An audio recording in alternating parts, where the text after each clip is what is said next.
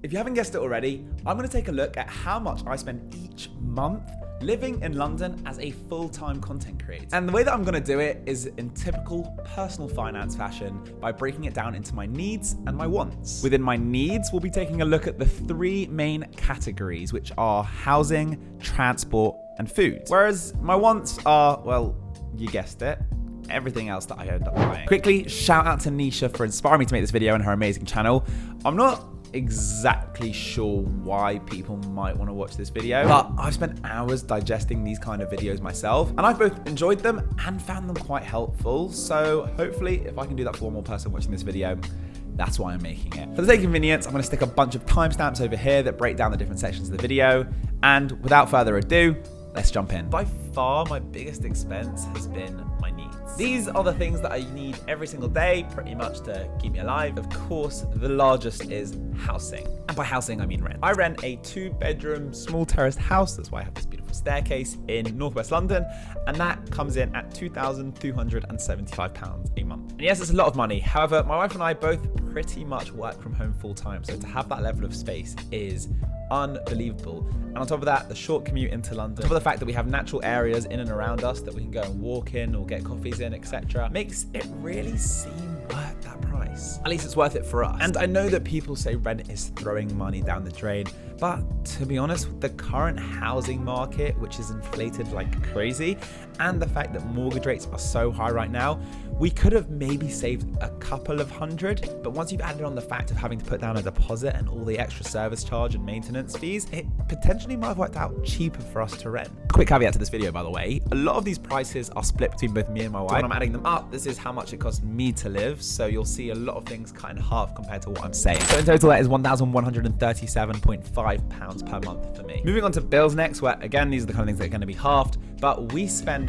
roughly £180 on energy, £40 on water, £25 on Wi-Fi, £13.25 on TV licenses, and £15 on my own personal phone bill, which comes to £144 just from my side of the bills. Council tax is £210 a month overall, so £105 for me. And insurance for the property is in total £11 a month. Next, moving on to food. And in the needs category, that specifically means groceries. Food for me specifically comes to about £120 a month. And we do try and keep this bill as low as possible by doing a large order every other week. But the price just keeps going up and up by the time you've added in hosting people for meals. And the deadly, just quickly popping out to the shops. That one takes so much money out of your pocket. I mean, seriously, spend 1 week calculating how much you pay on just popping to the shops and you will be absolutely horrified. And then finally, the transport category, where we fill up the car about once a month, costing £70. Car insurance is £600 for the two of us for an entire year. And on top of that, I probably head into town potentially once every other week, which comes to about £15 a month. Taking all of my needs into account, the total for that category comes to £1,593, which is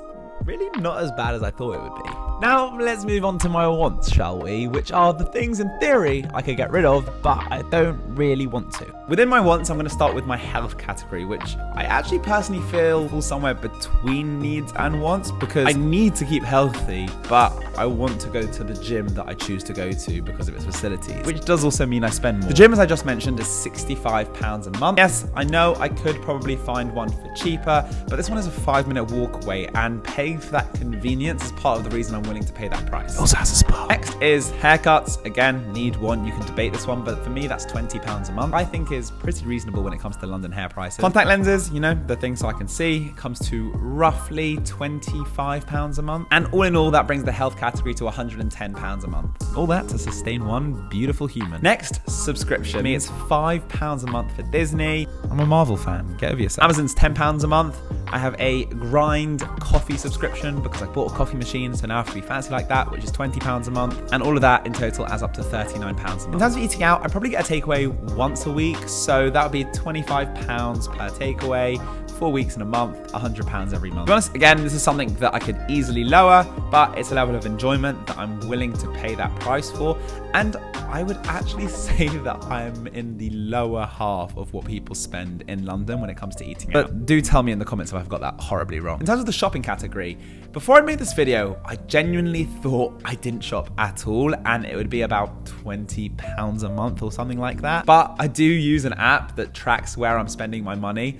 And after taking a look at that, I realized that it's probably close to £100 a month thanks to, you know, the beautiful Amazon Prime delivery. Yep, I'm shopping and I haven't even realized. Next, in terms of entertainment, so non-eating, going out in London, even though most of what I do is eating, that comes to £50 a month on average, which specifically covers 5 drinks in a London bar, not all in one night. Sometimes all in one night. And finally, we spend about £100 a month on keeping this place clean. Again, I know a cleaner is a luxury, but it's something that we believe is worth the value of what we're paying for it in terms of the amount of time we get back from not having to constantly clean this place. So that brings the grand total of wants to only £450 a month, which I think's not that bad. And that means the grand total of how much I spend every single month living in London is £2,042. And that's actually pretty interesting when you compare it to what I was earning as a graduate in my previous full-time job. After tax, I was on roughly £2,350 a year, meaning that I would have had about £300 left over to spare after my needs and my wants. Sounds okay, but we haven't taken into account large purchases like holidays or pieces of furnishing for this house, which would have taken that number and reduced it significantly. Overall, looking at my monthly expenditure, I am living well below my means, and I'm doing it quite comfortably. And by comfortably, I mean I'm still able to live life, go out, and enjoy things without having to really limit myself. The way that I've done that is by focusing on those big categories within the needs section: housing, groceries, transportation. Those 3 combined make up 75% of my monthly spend. So by reducing that, I'm able to save significantly. I could say, for example, stop buying a Starbucks once a week for £3. However, that 150 quid a year contributes significantly to the way that I'm able to enjoy my life and have freedom. On the flip side, I halved the cost of my car insurance the other week by just one phone call that lasted 10 minutes. And that was a £600 saving. Now, I know that the number that I've just come up with is probably quite normal for the circles that I'm mixing in. But I do want to hear from those of you watching whether you were surprised by how much I spend each month, whether you think that it's reasonable, what experiences you have when it comes to spending on your needs versus your wants, and whether you're able to even save anything at all living in London. If you did enjoy this video, then firstly, drop it a cheeky like. But secondly, you will 100% want to be a little bit nosy and watch this video about how much I've earned being a content creator.